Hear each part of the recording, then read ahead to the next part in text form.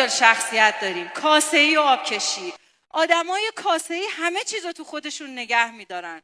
اخبارای بد، حرف دیگران، تمام اتفاقای بد، خاطرات گذشته، تجربیاتشون. و کاسه تا یه جایی پر میشه، بعد لبریز میشه مریضی، میشه حال بد، میشه بیخوابی شب، میشه رها کردن اهدافتون. غیر اینه؟ ولی آدمای آبکشی از این ور هر چی توشون بریزی از اون ور از اون سوراخه رد میکنن، هیچ چی تو خودشون نگه نمیدارن. من همونجا اصلا برنامه آبکش تو این سمینار نبود.